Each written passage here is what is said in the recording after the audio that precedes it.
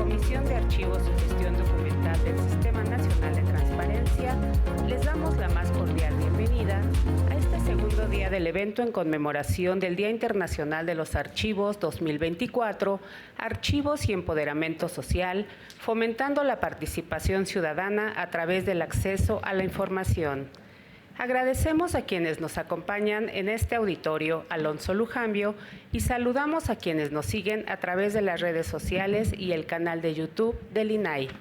Saludamos también la presencia de la comisionada Blanca Lilia Ibarra Cadena.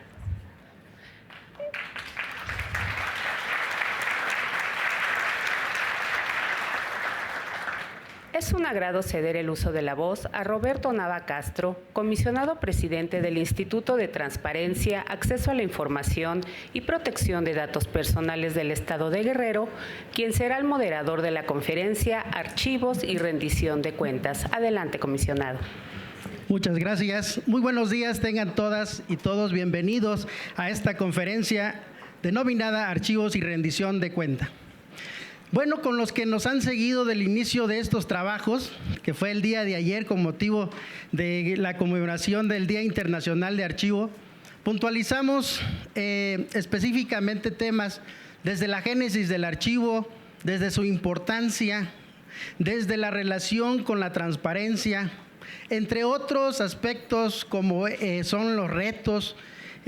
Hoy, uno de los retos también que vamos a tener es la rendición de cuenta. Recordemos que la mayoría de los que estamos aquí convocados hoy pertenecemos a un área administrativa de un ente obligado.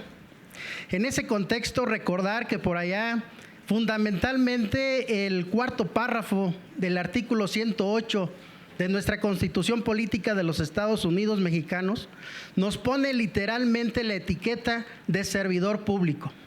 Esa es la base fundamental que nos va a ocupar, entre otras cosas hoy, de que como servidor público tenemos que rendir cuenta de nuestras legislaciones que tenemos en nuestro actuar diario, de nuestra actividad como tal, a efecto, en el caso concreto, de la memoria que es los archivos. Vamos a tener, sin más preámbulo, una excelente ponente, la maestra Alejandra Ríos Casares, que me voy a permitir darle una síntesis de su membranza curricular. La Alejandra Ríos Casares es licenciada en Ciencias Políticas y Relaciones Internacionales por el Centro de Investigación y Docencias Económicas, CIDE, maestra y doctora en Ciencias Políticas por la Universidad de California, San Diego. Entre 2003 y 2007 fue integrante del Centro de Estudios México-Americano y además coordinó el proyecto Justicia en México de la Universidad de San Diego, California. De 2007 al 2022 fue profesora investigadora titular de la División de Administración Pública del Centro de Investigación y Docencia Económica, CIDE, en la Ciudad de México e integrante del Sistema Nacional de Investigadores. Ha sido consultora de agencias internacionales como la PNUD, la ONU, Mujeres.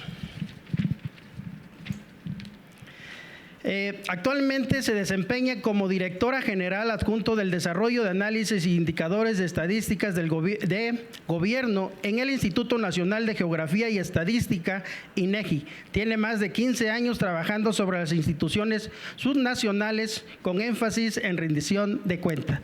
Maestra, doctora, bienvenida. Pues ya conoce la rutina de esta su ponencia. Le vamos a dar los micrófonos hasta por un máximo de 20 minutos. Adelante, por favor, como usted se sienta a gusto.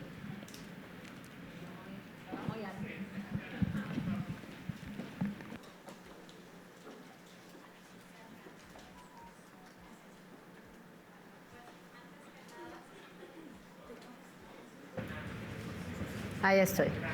Bueno, antes que nada, muchísimas gracias. Agradezco mucho la invitación del INAI, esta oportunidad de poder conversar sobre archivos, la invitación de la comisionada Blanca Lilia, muchísimas gracias. La invitación también de la comisionada Josefina, se los agradezco mucho, para poder, que me permitan, o que tener esta oportunidad para hablar de un ejercicio que se ha llevado a cabo en el Instituto Nacional de Estadística y Geografía, que siempre ha tenido como prioridad la documentación de la realidad de la archivística nacional.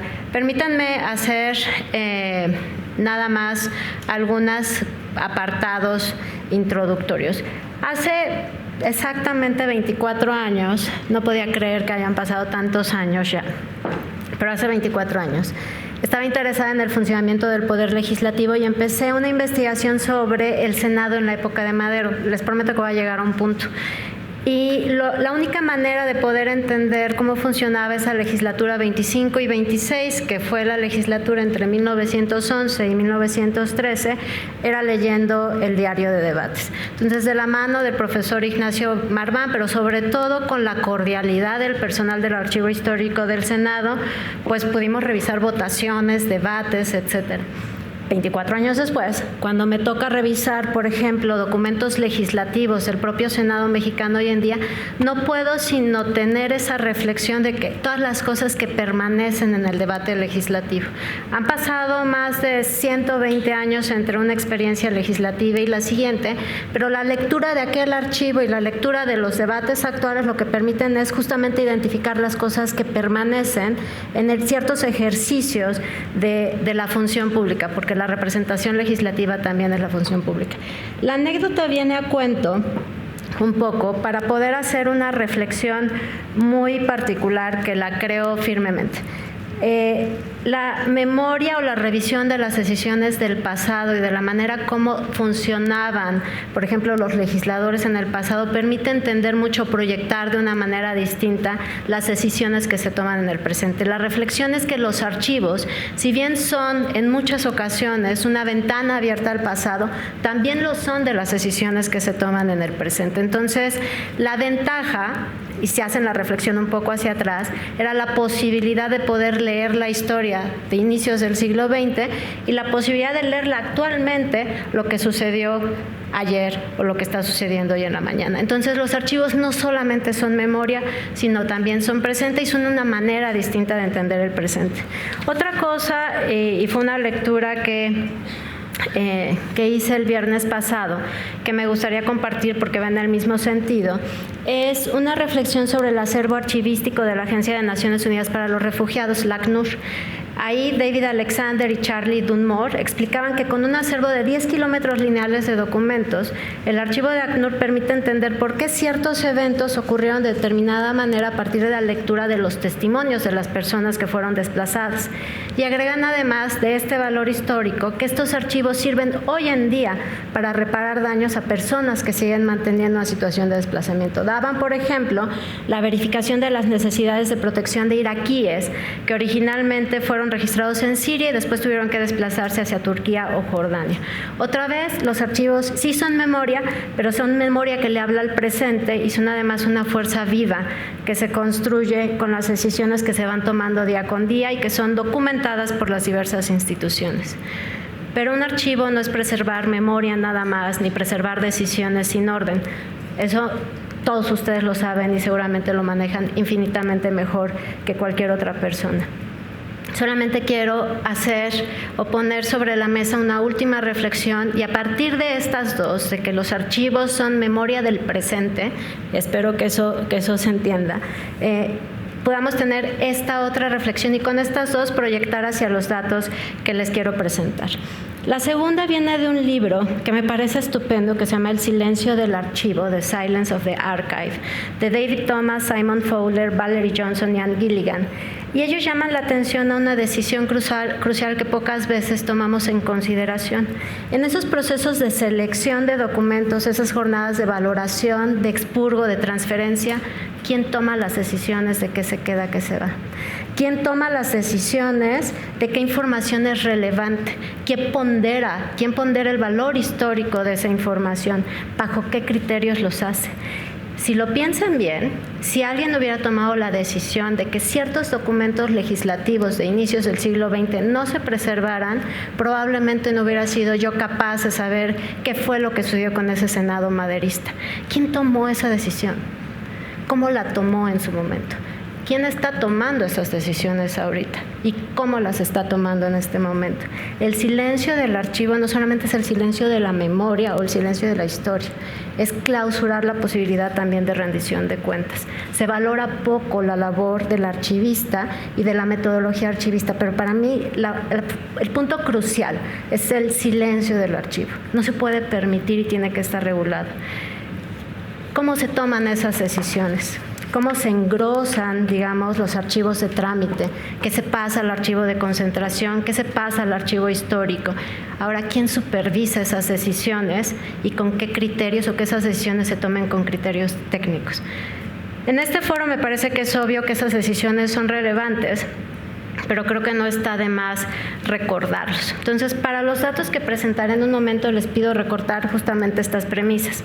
Los archivos documentan el actuar público, son la evidencia de decisiones actuales y decisiones pasadas, pero en ellos, y ese es el punto crucial, se encierran los principios básicos de la rendición de cuentas. Por un lado, son la evidencia de lo que se decidió y de lo hecho, son la evidencia.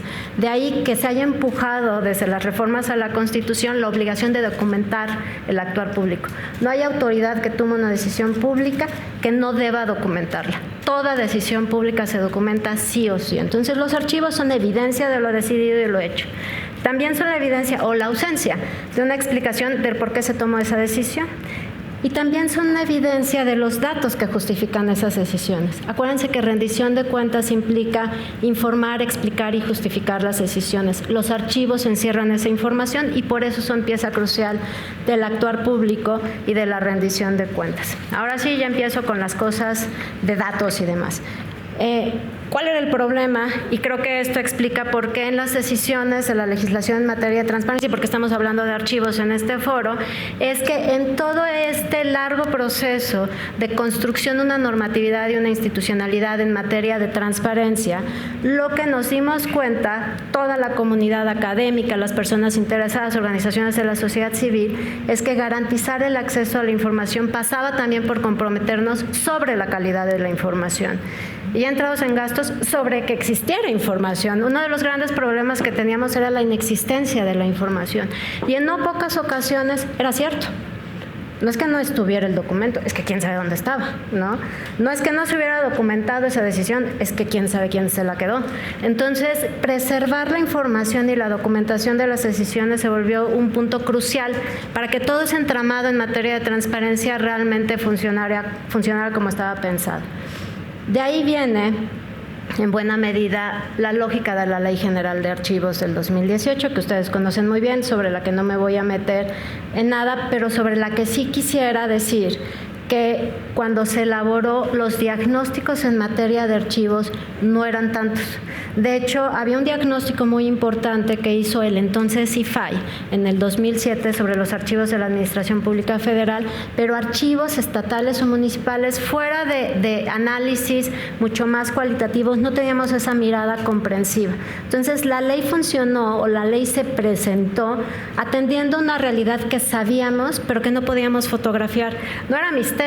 Levante la mano aquí quien no ha visto un archivo que estaba a punto de colapsarse, o levante la mano aquí quien no ha visto un archivo que tiene un nivel de desorganización que nos impide justamente penetrar ese archivo. Entonces, en 2014, en la métrica de transparencia, un ejercicio que se hizo desde el CIDE, se hizo un diagnóstico cualitativo de archivos.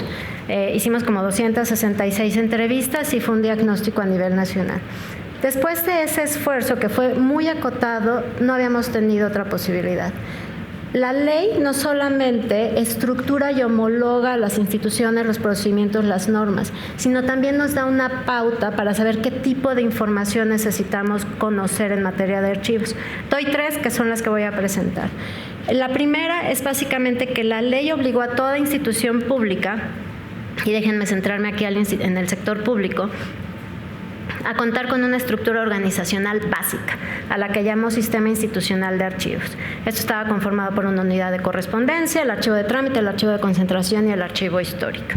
Y cuando alguien habla del Sistema Nacional de Archivos, ya casi llego a las diapositivas, ¿no? Cuando alguien habla del Sistema Nacional de Archivos, pierde de vista que la molécula, el brazo ejecutor de la Ley General de Archivos no es el Consejo Nacional de Archivos, es cada sistema sistema institucional de archivos de cada una de las instituciones. La enorme pregunta que tenemos es ¿cuántos tenemos? ¿Están funcionando? ¿Vamos bien? ¿Vamos mal? Hablaba hace rato, la ley tiene básicamente 6 años en funcionamiento. La demanda que exige esa legislación en términos de la transformación de la administración pública es enorme. Le está pidiendo a cada una de las personas de la administración pública, documenta tus acciones. Documentar las acciones no es cosa tan sencilla, ¿cierto? Implica hacerse responsable. Si funcionara en su totalidad esa ley, el día que logremos consolidarla es porque hemos transformado la administración pública en sus 3 niveles. Pero lo que va a hacer que esa legislación funcione es el sistema institucional de archivos. ¿Los tenemos o no los tenemos? La ley identificaba instrumentos básicos, el cuadro de clasificación archivística y el catálogo de disposición documental, y solicitaba la creación de un desarrollo de un sistema de gestión documental y control de archivos. No hay necesidad de explicar la relevancia de estos instrumentos, pero estos instrumentos parten del supuesto de que el criterio de organización de todos esos documentos es serie documental. Entonces, ¿cómo preguntas la existencia de los instrumentos, pero también la existencia del criterio? Lo que se hizo en el INEGI, y ya voy a entrar a bombardearlos con datos, es que a partir del 2019, en cada uno de los censos de gobierno, el INEGI levanta censos de gobierno. Esto quiere decir que va a cada una de las instituciones del Poder Ejecutivo Federal, estatal y los municipales, y este es el punto crucial. Pero también tiene censo de transparencia, entonces va a todos los órganos garantes de derechos humanos, va a todos los derechos humanos. Lo que se hizo es que se creó un módulo de archivo para hacer la misma pregunta a cada una de las instituciones. Y la información que les voy a presentar es eso. ¿Qué ventaja tiene? La ventaja que tiene es que el INEGI realmente penetra. El último censo de gobierno municipal visitó casi todos los municipios de este país. Es muy difícil visitar casi todo. Es un operativo tremendo el del censo municipal. Entonces, es una oportunidad de lujo para poder tener estas fotografías que no van a ser de detalle, ¿no? Pero es una fotografía impresionista de cómo va avanzando la ley. Eso es lo que les voy a presentar. Resultados de esos censos vienen en años distintos, pero dan una idea genérica de cómo va la historia. 3 preguntas. ¿Hay sistema institucional de archivos? ¿Se cuenta con instrumentos mínimos? Y se reconoce el criterio básico. Ahora sí, si me ayudan con la siguiente. Ese es básicamente el desarrollo que ha tenido la recolección de información en materia de archivos en el INEGI. Como les decía, antes teníamos una serie de preguntas genéricas a partir de la Ley Federal de Archivos y a partir de la aprobación de la Ley General y con la colaboración del Archivo General de la Nación, empezamos a levantar este módulo. El 2021, que son los datos que voy a presentar, y que quisiera que se tomaran en consideración como la foto de la línea base, es la primera vez que se genera información a nivel de cada institución en los ámbitos federal, estatal y municipal. La siguiente, por favor. Lo que tenemos aquí son todos los censos de gobierno que el INEGI genera y más o menos, o no más o menos, sino la cobertura que tiene los ámbitos estatal, federal, municipal. Como pueden ver, es de gobierno, de justicia, de procuración de justicia, de poderes legislativos y de derechos humanos. Ustedes saben bien también que los archivos funcionan de manera distinta y tienen demandas diferenciadas, por ejemplo, el Poder Judicial respecto del Poder Legislativo o del Poder Ejecutivo. La siguiente diapositiva, ya empezamos, la siguiente por favor, con los detalles de la información que se levanta. No voy a presentar los detalles de toda esta información, pero lo dejo a su disposición y me pongo a su disposición por si alguno de ustedes quiere detalles en alguna de las entidades federativas. Como les decía, son mecanismos de control archivístico, hablamos de estructura, hablamos de recursos humanos porque había una preocupación de cuál era el perfil del coordinador de archivos, que es una figura clave también en la ley general, y empezamos a indagar sobre el archivo digital, que el archivo digital, como todos saben, tiene retos también distintos. Me parece a mí que uno de los más importantes adicionales a sortear toda la metodología es la obsolescencia tecnológica en un contexto de recursos escasos. Me acuerdo mucho, por ejemplo, archivos judiciales que tienen las primeras audiencias en DVD. ¿Quién tiene computadora con DVD?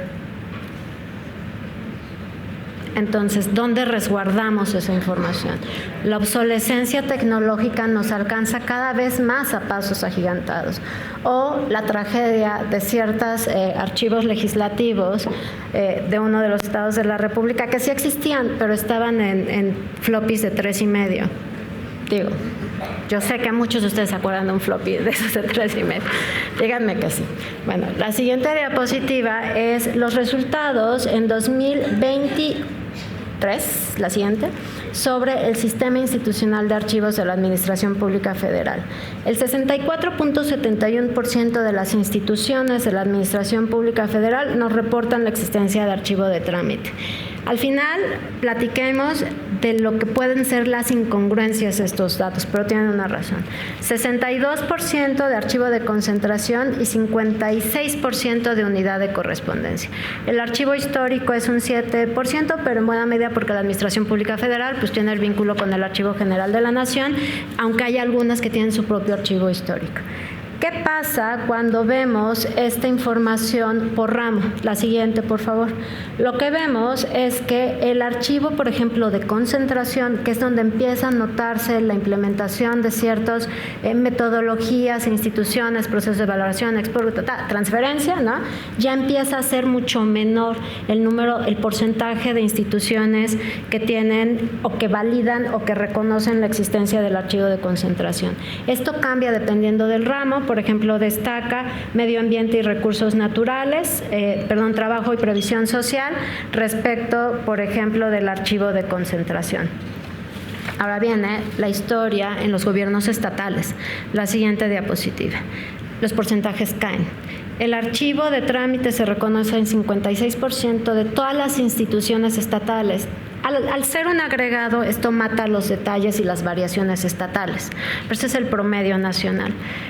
44% reconoce el archivo de concentración y un 15% reconoce el archivo histórico. Ustedes, yo, todos sabemos que esta distinción entre archivo de concentración y archivo histórico es complejo, y hay archivos de concentración que tienen documentos que pueden ser catalogados ya como documentos históricos.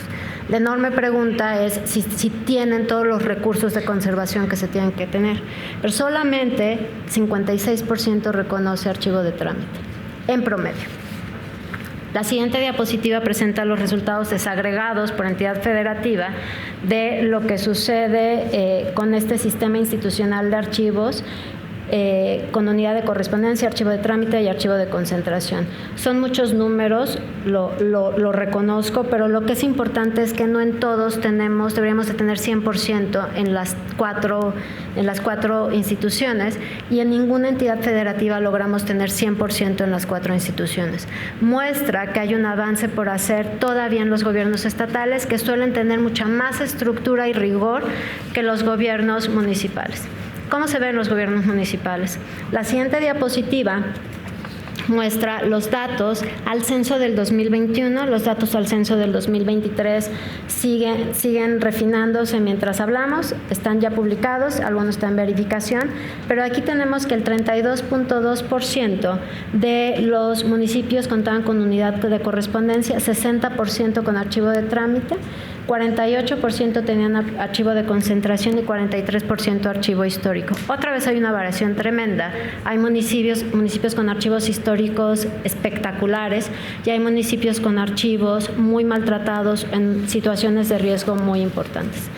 ¿Cómo se ve esto a nivel estatal? Es la siguiente diapositiva, por favor.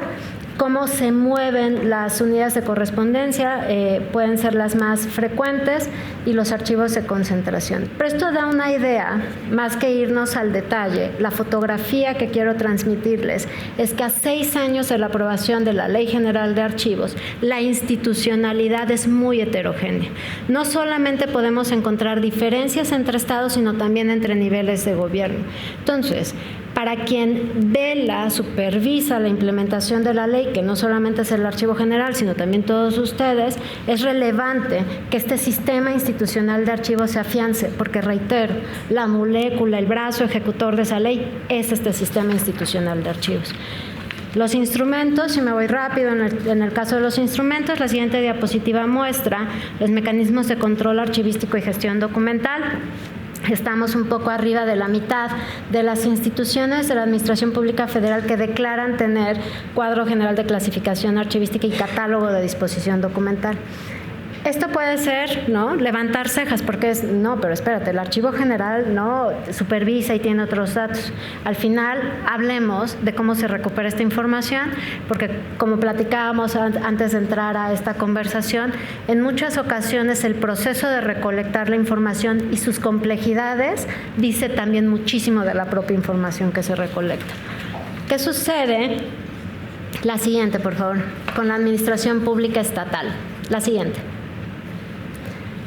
Lo que tenemos con la administración pública estatal es también una mayor presencia de catálogos de disposición documental por encima de cuadros de clasificación archivística, pero en general lo que muestra la gráfica otra vez es una amplia heterogeneidad en la adopción o al menos en el reconocimiento de la adopción de estos instrumentos de clasificación.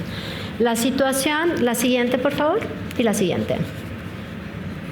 La situación no es necesariamente mejor a nivel municipal, donde tenemos un 47% que indica la existencia del cuadro general, un 44% que indica el catálogo de disposición documental, en un 39% identificamos el sistema institucional de archivos. Otra vez, la construcción de esta institucionalidad todavía tiene un tramo por seguir. Y cierro con los criterios de organización porque creo que estos son los datos más relevantes. ¿Qué sucedió en este módulo? Y esta es la última, bueno, no es la última, pero esta es la parte de los datos. Lo que se preguntaba en este módulo es cómo organiza usted el archivo de concentración, lo resumo, o el archivo histórico. Y las opciones de respuesta es, lo hace por serie documental o por espacio disponible, o por cualquier otro criterio, o no tiene criterios, ¿no? En la Administración Pública Federal, 40% nos dice por serie documental. Ojo que esto lo responde el enlace, el informante adecuado en materia de archivos. Y el 28% nos dice no contar con criterios. Cuando se ve la siguiente y la siguiente, por favor. La siguiente. Cuando se ve esto en la Administración Pública Estatal, el 42% nos dice por serie documental y el 26% nos dice por espacio disponible. Entonces, cuando es por espacio disponible, entonces es porque no hay criterio, ¿no? Si suman 26% por espacio disponible, 10% que no contaba por criterio ya te da 36%, más 12 que te dice que es otro criterio da 48%, más 14 que no lo identifica, lo que tenemos es que en la mayoría de nuestros levantamientos de información no hay un criterio anclado a la serie documental como criterio de organización de archivos. La siguiente diapositiva, no se ve bien, pero la siguiente sí, que es municipios, presenta la información en materia de archivos solamente de concentración. Lo relevante aquí, no vean los números, no hagan esfuerzo, nadie los puede ver, están muy lejos, están muy chiquitos. Lo relevante aquí es el color. Toda la gráfica debería de estar pintada de azul oscuro. Y lo que tenemos es que con excepción de San Luis Potosí, que es el más avanzado, en el resto de las entidades federativas la existencia de criterios distintos o diversos a la serie documental predomina. Entonces, esto es, si una institución me declara que cuenta con los instrumentos, me declara que tiene un sistema institucional de archivos, pero me declara que el criterio de organización es diverso al de la serie documental, entonces creo que abre como una serie de preguntas sobre cómo se pueden implementar los distintos criterios de organización cuando el criterio básico no es el de la serie documental. Cierro con un último apartado que levanta el censo que causó un poco de complicaciones en el levantamiento, que es dónde está el archivo. Y a la pregunta de dónde está el archivo era no solamente la dirección, sino las coordenadas. Reconozco que, y agradezco si alguno de ustedes respondió a este cuestionario, el que nos hayan dado la información, porque es importante para nosotros esta información y este es un proyecto en curso. Porque esto nos va a permitir eventualmente generar indicadores de riesgos de siniestralidad. Lo que tienen en pantalla es el mapa de concentración de incendios versus la ubicación de archivos en el Distrito Federal. Esto, bueno, en la Ciudad de México. Esto es de archivos estatales. Lo que esto nos permite y esperamos que podamos avanzar con apoyo del CENAPRED, es poder saber si la ubicación de los archivos tienen riesgos de impacto que puedan hacerlos más vulnerables a siniestros. A nivel estatal es importante, pero no tenemos tantos archivos a nivel estatal, pero a nivel municipal sí. La siguiente diapositiva, reitero, la intención no es ver el detalle, sino saber que contamos con esta información. ¿Qué tan lejos están de laderas? ¿Qué tan lejos están de cuencas? ¿Qué tan lejos están de situaciones de derrumbe? Sabemos que no solamente la desorganización del archivo nos ha hecho perder información, sino también sabemos que los siniestros en los archivos nos han hecho perder mucha información. Y por eso preguntamos sobre mecanismos de conservación documental, que es la siguiente diapositiva. Y aquí lo que encontramos es que en 52.4% de los archivos históricos se reporta la existencia de mecanismos de conservación documental, siendo el mobiliario especializado el mecanismo de conservación más relevante. Inmobiliario especializado. Ante un incendio, el inmobiliario especializado no nos va a controlar el daño o el siniestro. Y esto es, seguido de los extintores de fuego, pero solo menos de 5% de los archivos de concentración e histórico municipales nos indican, por ejemplo, también que contaron con monitoreo de temperatura. ¿Quién ha estado en Tabasco? En el archivo judicial de Tabasco,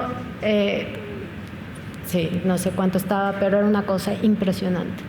El margen de conservación, o Campeche, o aquellos archivos que demandan una inversión en infraestructura por las características del territorio, si no podemos tener extintores, pero si no tenemos los mecanismos idóneos para la conservación de los documentos, y recuerden que los documentos más actuales son mucho más vulnerables por ser de celulosa, etcétera, corremos también un riesgo importante de siniestro. ¿Cómo estamos en términos de la protección de archivos? El INEGI también está generando esta información. La siguiente diapositiva, por favor, es lo que nos está mostrando, son igual mecanismos de conservación documental en materia de municipios, y con esta cierro en términos del bombardeo de datos. Toda esta información está sistematizada en las páginas de resultados del INEGI, pero reitero, estoy totalmente a sus órdenes para poder hacer una sistematización de información si es que fuera necesario. Cierro ya con 3 reflexiones finales y con eso acabo, fueron 25 minutos. Entiendo que hay muchas cejas levantadas con, no, esos datos de la administración pública, porque lo estoy viendo, de la Administración Pública Federal, así no puede ser. No es cierto, porque en Campeche o en Chiapas o en no sé dónde también hay más datos de no sé qué. Lo que hace el INEGI es que cuando acude a cada una de las instituciones busca un informante adecuado. Lo que se ha confrontado, si hay un área que ha sido particularmente desafiante, es el área de archivos, al menos por 3 razones. El archivo, la información de archivos se recolecta de manera individualizada. Entonces, un enlace integrador del censo a nivel estatal le pregunta a cada una de las instituciones de la Administración Pública Estatal lo que acaban de ver en pantalla. Usualmente a quien le preguntan es al coordinador de archivos de la Secretaría de Turismo de cada una de las dependencias. No en todos los casos se tiene la capacidad para responder.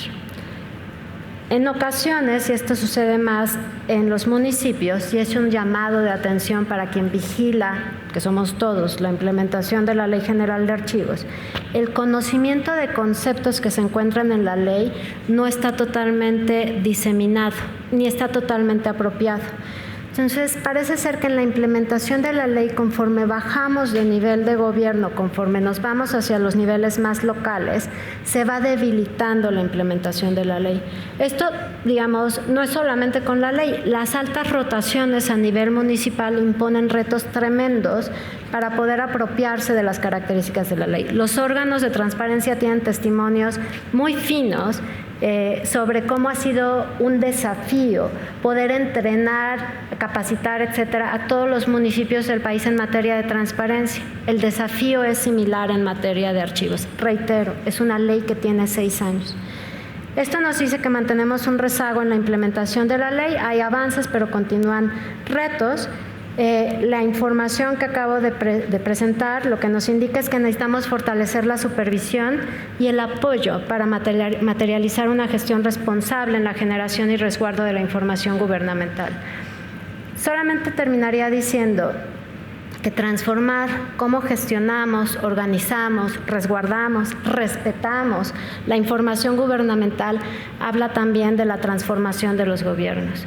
Mauricio Merino decía en alguna presentación también de archivos que el día que logremos transformar cómo generamos la información y la resguardamos, partiendo del supuesto de que ya superamos el acceso, es decir, que no vamos a tener retrocesos en el acceso a la información.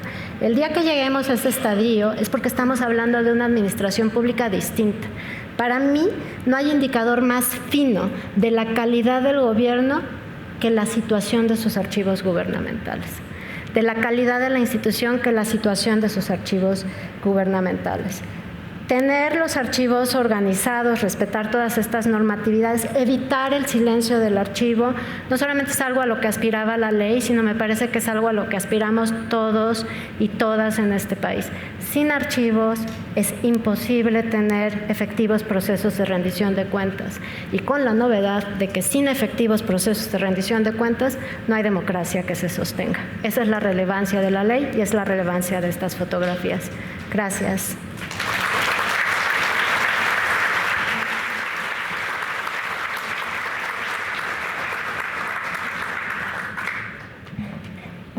Gracias, maestra. Es la ventaja de tener el escenario completo para uno. Por eso no lo interrumpí por el tiempo. No se preocupe. La verdad que tocó un punto entre muchos, la punta del iceberg de lo que se deben de llevar en esta ponencia, literalmente la concientización. Ayer escuchábamos también a un ponente que decía que esto se lo tenemos que llevar a concientizar a nuestros titulares de entes obligados. Y dentro de todo lo que comentó nuestra maestra Alejandra, y cerró con algo muy prudente, literal, que la información que ahorita escuchamos y vimos fue literalmente que nosotros como titulares de entes o enlaces de nuestros entes obligados proporcionamos la información. No podemos proporcionar algo que no tenemos. En ese contexto es el reto, uno de los retos que tenemos que llevar para la buena rendición de cuentas. Le agradecemos bastante esta punta del iceberg que nos da, nos llevamos tarea, eso es claro, y a darle con Toño, dicen en mi pueblo. Muchas gracias. Y creo que por el tiempo no vamos a abrir el micrófono a preguntas, salvo ya la coordinación. Creo que no. No. Ok.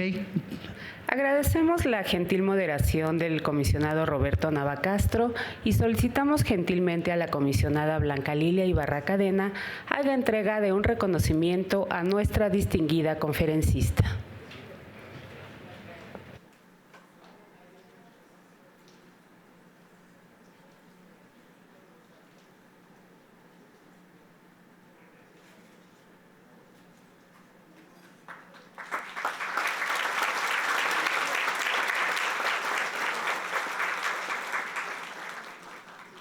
Les solicitamos continuar en sus lugares. En un momento dará inicio el siguiente panel. Muchas gracias.